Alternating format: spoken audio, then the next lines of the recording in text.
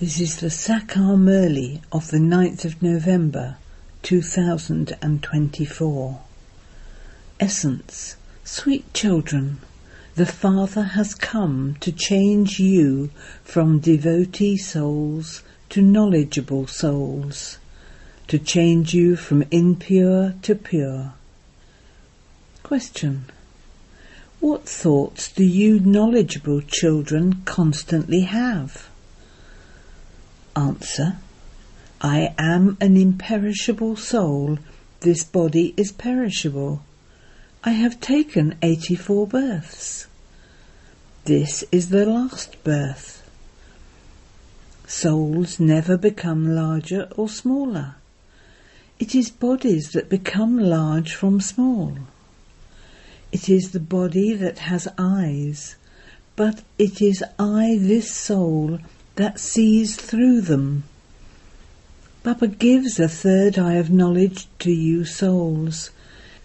He cannot teach unless he takes the support of a body. These are the thoughts that you knowledgeable children constantly have. Om Shanti. Who said this? It was the soul who said this. The imperishable soul said this through the body. There is a vast difference between the soul and the body. The body is a large puppet made of the 5 elements. Even if a body is small, it is still much larger than a soul. To begin with, it is a very small fetus. Then, when it grows a little bigger, a soul enters it. It continues to grow and becomes so big. A soul is a living being. A puppet is of no use until a soul enters it. There is a vast difference. It is the soul that speaks and moves. It is a very tiny point. It never becomes smaller or larger. It is never destroyed. The Father, the Supreme Soul, has explained to you, I am imperishable, whereas this body is perishable. I enter it to play my part. You now think about these matters. Previously, you neither knew about souls nor the Supreme Soul. You just used to say, O Supreme Father, Supreme Soul, for the sake of it. You used to consider yourselves to be souls, but someone then told you that you were the Supreme Soul. Who told you that? It was the Gurus and the scriptures of the path of devotion. No one will tell you this in the Golden Age. The Father has now given you the understanding that you are his children. A soul is natural, whereas a body is unnatural, made of clay. A body speaks and moves when a soul is in it. You children now know that the Father comes and explains to you souls. Only at the confluence age does the incorporeal shivbaba speak to you through this body. These eyes are part of the body. The Father now gives each of you an eye of knowledge. When there isn't any of this knowledge in a soul, there is an eye of ignorance. Souls receive an eye of knowledge when the Father comes. It is the soul that does everything. The soul acts through the body. You now understand that the Father has adopted this body. He explains the secrets of himself and also the secrets of the beginning, middle and end of the world. He gives them this knowledge of the whole play. Previously you didn't know anything. Yes, this definitely is a play. The cycle of the world keeps turning, but no one knows how it turns. You now receive the knowledge of the Creator and the beginning, middle and end of creation. Everything else is devotion. The Father comes and makes you into knowledgeable souls. Previously you were devotee souls. You souls used to perform devotion. You souls are now listening to this knowledge. Devotion is called darkness. You can't say that you meet God by performing devotion. The Father has explained that there is the part of devotion and there is also the part of knowledge. You understand that at the time you used to perform devotion there was no happiness. While performing devotion, you would stumble along searching for God. You now understand that creating sacrificial fires, doing penance, giving donations, and performing charitable acts whilst trying to find God only led to your stumbling along and becoming distressed. You became Tamopradhan as you continued to fall. To act wrongly means to become dirty. You also became impure. It wasn't that you performed devotion in order to become pure. Without being made pure by God, you cannot go to the pure world. That doesn't mean that you cannot meet God unless you become pure. People ask God to come and purify them. It is the impure ones who meet God in order to be purified. God does not meet the pure ones. God does not meet Lakshmi and Narayan in the Golden Age. God comes and purifies you impure ones, and you then leave your bodies. Pure ones cannot reside in this impure Tamopradhan world. The Father purifies you and then disappears. His part in the drama is wonderful. Souls are not visible. Even if someone were to have a vision of a soul, he wouldn't be able to understand. You are able to understand about everyone else. You realize that this one is this and that one is that. You remember them. People want to have a vision of someone in the living form, but there is no benefit in that. Acha, even if you did see them in the living form, what would be the benefit of that? Even if you do have a vision, that vision would disappear again.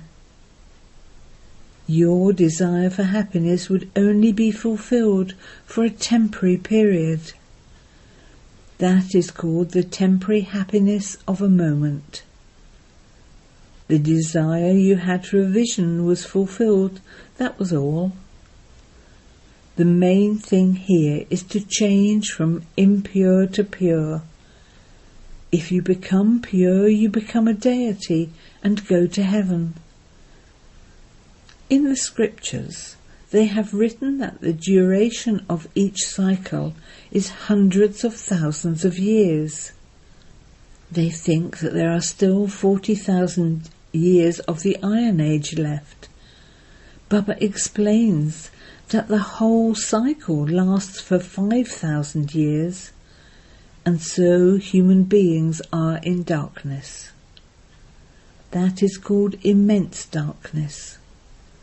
No one has any of this knowledge. All of that is devotion. Ever since Ravan came, devotion has been here with him.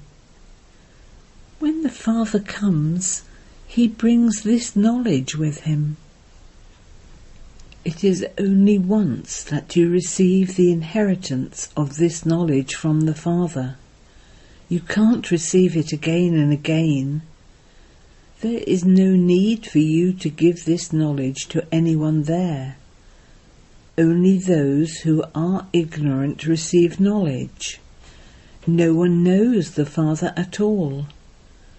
They don't say anything without insulting the Father. You children now understand this too. You say that God is not omnipresent, that He is the Father of all souls. Whereas they say, no, God is in the pebbles and stones. You children have clearly understood that devotion is totally distinct from this knowledge. There isn't the slightest bit of this knowledge in it. The time period completely changes. The name of God changes, and the names of human beings also change. In the beginning they are called deities, then warriors, merchants and Shudras. Those are human beings with divine virtues, whereas these human beings have devilish virtues. They are completely dirty. Guru Nanak said, many people earn their living in an unrighteous way. If someone else were to say this, people would instantly say that he is insulting them. However, the Father says, all of it belongs to the devilish community. He clearly explains to you, that is the community of Rama, and the other is the community of Ravan. Gandhiji too used to say that he would like to have the kingdom of Rama. In the kingdom of Rama all are viceless. In the kingdom of Ravan all are vicious. This kingdom is called a brothel, the very depths of hell. At this time human beings are in a river of poison. Human beings and animals, etc., are all alike. There is no praise of human beings. You children are the ones who conquer the 5 vices and receive a deity status by changing from humans into deities. Everything else finishes. Deities used to reside in the Golden Age. Devils now reside in the Iron Age. What is the sign of devils? The 5 vices. Deities are called completely viceless, whereas devils are called completely vicious. Those deities are 16 celestial degrees full, whereas here there are no degrees. Everyone's celestial degrees and bodies have become totally degraded. The Father now sits here and explains to you children that he comes to change the old vicious world. He changes the kingdom of Ravan, the brothel, into the temple of Shiva. They have used the names Trimurti House and Trimurti Road here. Previously they never had these names. What should it really be? To whom does this whole world belong? It belongs to the Supreme Soul. The world of God is pure for half a cycle, and impure for the other half. The Father is called the Creator, and so this is his world. The Father explains, I am the Master, I am the sentient being, the seed, the ocean of knowledge. I have all the knowledge. No one else has this knowledge. You understand that only the Father has the knowledge of the beginning, middle and end of the world cycle. All of the other things are tall stories. The main tall story is a very bad one, and this is why the Father complains.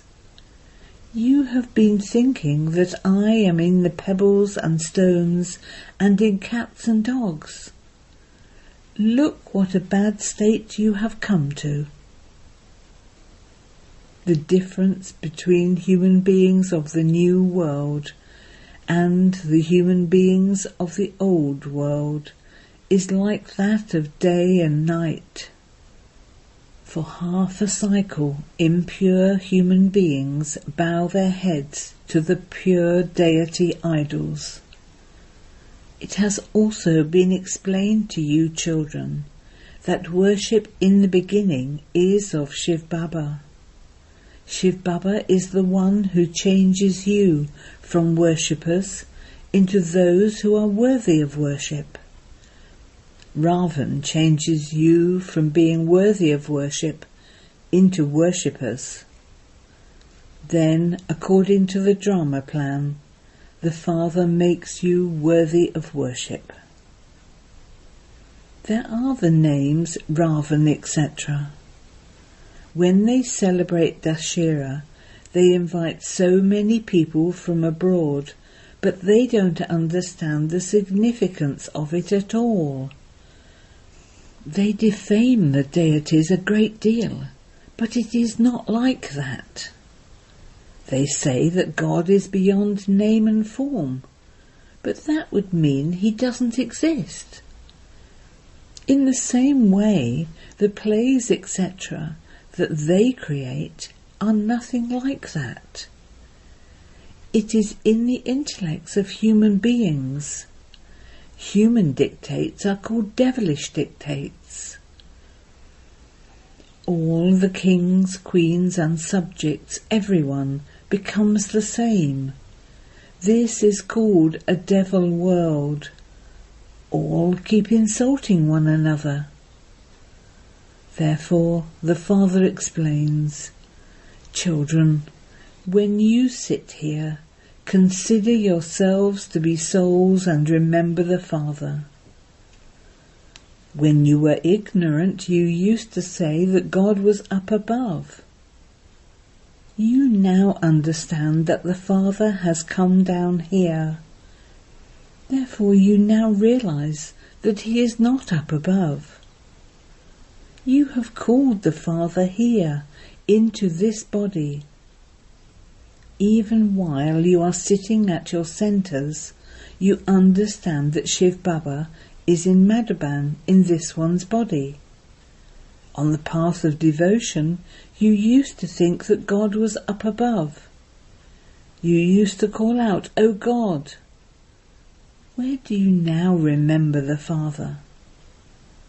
What do you sit and do? You understand that he is in the body of Brahma, and so you definitely have to remember him here. He is not up above. He has come here at this most auspicious confluence age. The Father says, I have come here to make you very elevated. You children remember him here, whereas the devotees remember him up above. Even if you are abroad, you still say that Shivbaba is in the body of Brahma. A body is definitely needed. Wherever you sit, you would definitely remember him here in Madhaban. You have to remember him in the body of Brahma. Some senseless people don't accept Brahma. Baba doesn't tell you not to remember Brahma. How can Shivbaba be remembered without remembering Brahma? The Father says, I am in this body. You remember me in this one, and this is why you remember both Bap and Dada. Your intellects have the knowledge that this one is a separate soul. Shivbaba doesn't have a body of his own. The Father says, I take the support of matter. The Father sits here and explains the whole significance of Brahman and the beginning middle and end of the world. No one else knows about Brahman, the Brahm element, the place in which you and I reside. The Brahm element, the land of peace, is the land where the Supreme Father and the non-supreme souls reside. The land of peace is a very sweet name. All of these matters are in your intellects. Originally you were residents of the great Brahm element.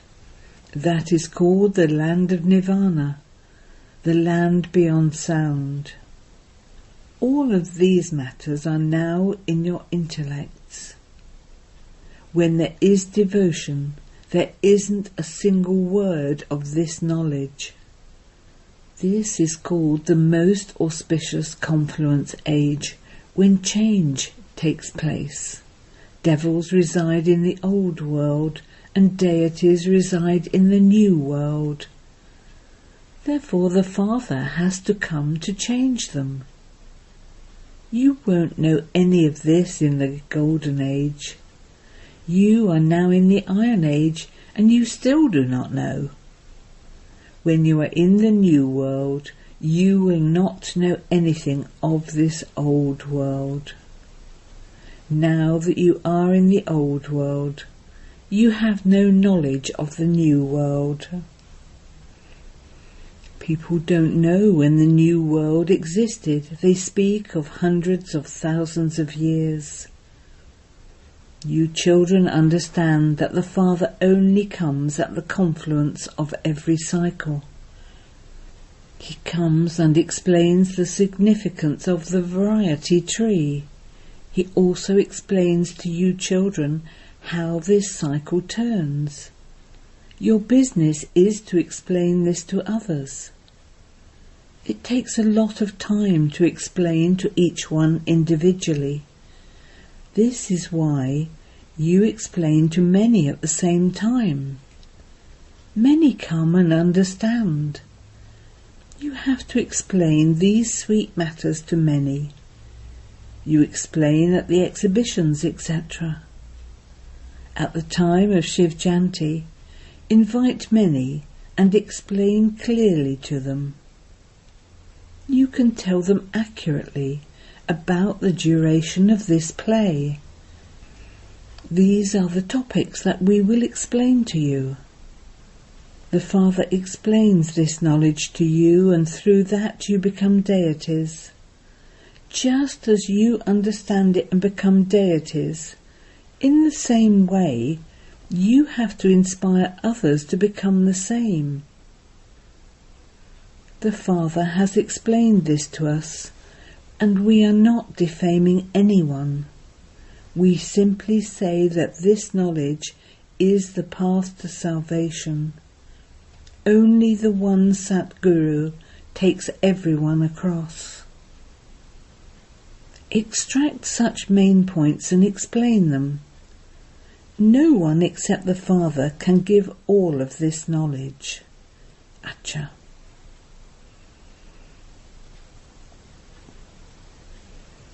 To the sweetest beloved, long lost and now found children, love, remembrance and good morning from the Mother, the Father, BapDada. The spiritual Father says Namaste to you spiritual children, and we spiritual children say Namaste to the spiritual Father. Essence for Dharna 1. In order to change from a worshipper into one who is worthy of worship, become completely viceless. Become knowledgeful and change yourself. Do not chase after temporary happiness. 2. You must remember both Bap and Dada. You cannot remember Shiv without remembering Brahma.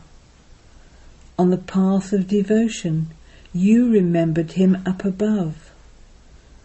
Now that he has entered the body of Brahma, you have to remember both of them.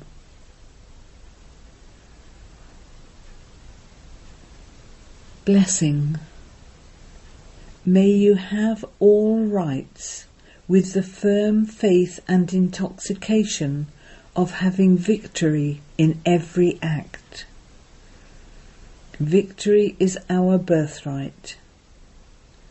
Constantly continue to fly in this awareness.